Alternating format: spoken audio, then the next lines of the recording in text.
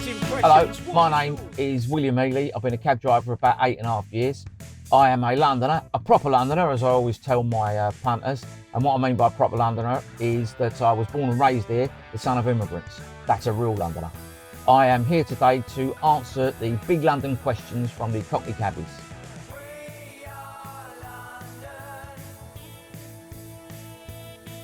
So my favourite London song or band, probably band Spandau Ballet, but that's probably because I'm an Islington boy and they're my age and I used to drink the Alwyn Castle and see them in there, that's probably that reason. And song is It's a Long Way to Tipperary. Now that is because my parents are Irish and my dad's from Tipperary, and it always reminds me of my father who died when I was young. And yeah, it gives me a nice warm feeling. But weirdly, it's not actually about Tipperary in Ireland, it's about the Tipperary pub on Fleet Street.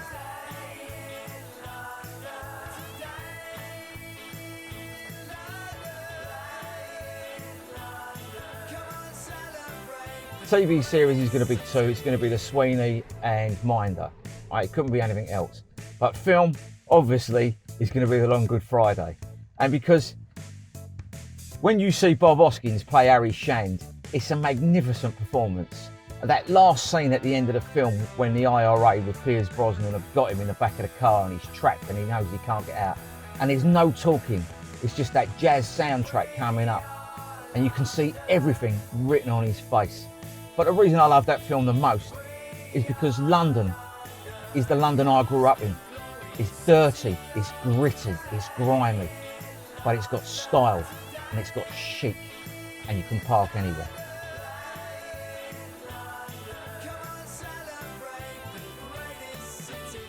I'd say my favourite cafe or restaurant would have been any Italian cafe in Soho. It would have been one of them, but many of them have gone there. My favourite restaurant, again because I'm an Islington boy, would be Frederick's. I've been going there since the 80s. It never seems to have changed. I went there recently and it hasn't seemed to have changed, but it's still got its same style, its same chic.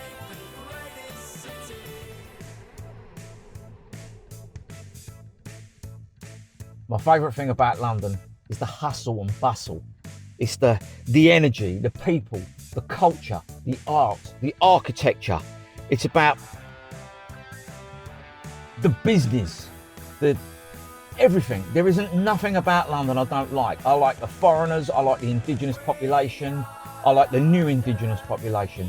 I like everything about it. And in the words of Dr. Samuel Johnson, I've got the full quote, if you don't mind me quoting it. And the full quote goes, we all think it's the man who's tired of London is tired of life. But the full quote is, why sir, you find no man at all intellectual who is willing to leave London. No sir, when a man is tired of London, he is tired of life. For there is in London all that life can afford. That is London.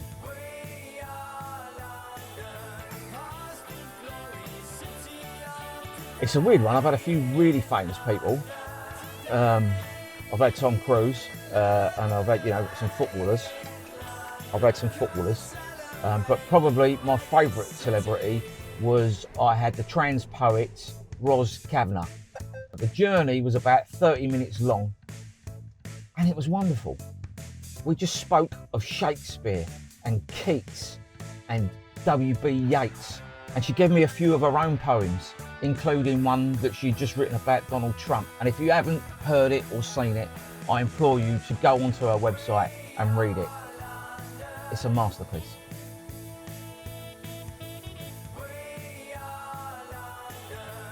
My favourite view in London is, without question, is the view from Waterloo Bridge. It don't matter if you're heading north to south or south to north, or you're looking left or right. As you cross Waterloo Bridge, you look one way and you've got the city in all its glory, all its opulence. And as you come around, you see Theatreland and the West End. And as you come further around, you see our seat of government in the Houses of Parliament. And you think to yourself, this is some city.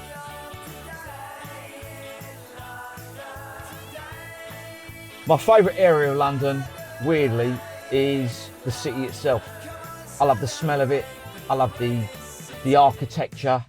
I I love the way the old fits in with the new. I like the weird, like the outs, you know, the inside out building, you know, the Lloyd's building. Whoever thought to design that would put everything, it looks like your intestines have spilt out, but somehow it works next to all these really old buildings. And then you've got just down the road, the Gherkin, but it all seems to work.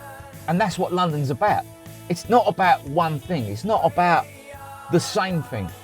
It's about all different things, ideas, and all the best and greatest ideas, and putting them all together, and somehow they seem to just go together.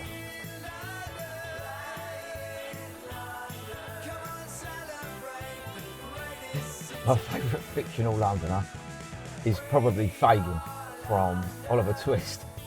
And the reason I say that is, it's easy to say, oh, he was a thief, he was a wrong, and he was all of that. But when you look deeper into it, what he actually did, he was the first form of social work. What he's done is he's taken kids off the street who, let's face it, in that Victorian time would have died of starvation or been raped or beaten to death. And he's given them a place of safety. He's given them somewhere to live. He's given them a way to make a living. He's given them a trade. All right, granted, he takes most of the money, but as he would say, that's business.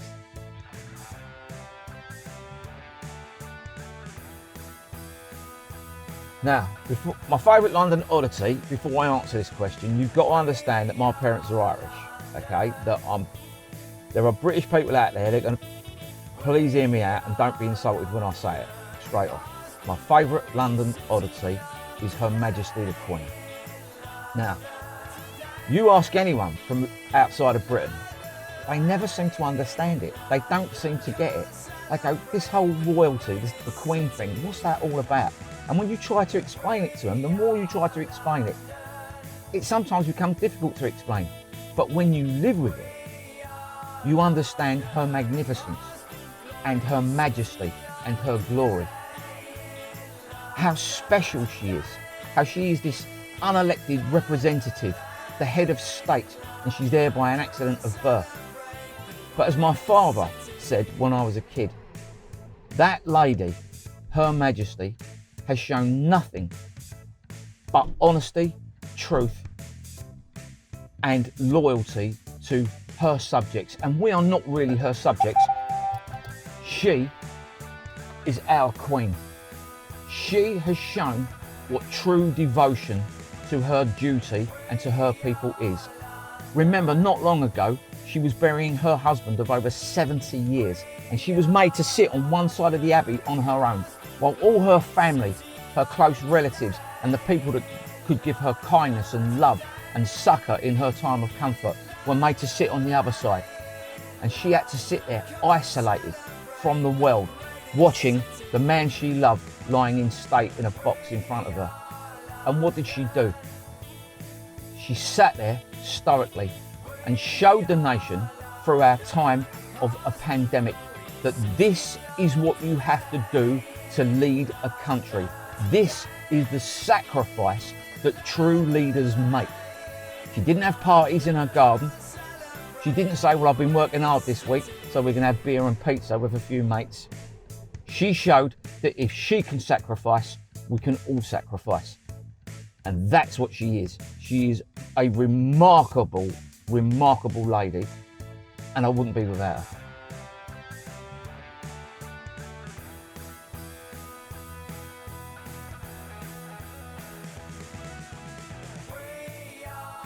My favourite thing about being a London cab driver is shortly and simply this. I didn't become a cab driver for money. The money I earn as a cab driver is roughly the same as being an engineer. The reason I became a London cab driver was because I got divorced and my son was young. And all I wanted to do was spend more time with my son, and I didn't like to work when I had him. Since I've been a cab driver, I haven't worked, in the last 8.5 years, I haven't worked one single day I've had my son. I've spent that time that is very precious. And my father died when I was 13, so I know how quickly that time can end. So, if you're looking for a job that will give you time with your family and your loved ones, this is the greatest job in the world. A very good morning to you. It's another fantastic day in London town. We are London, past the glorious first impressions, what was your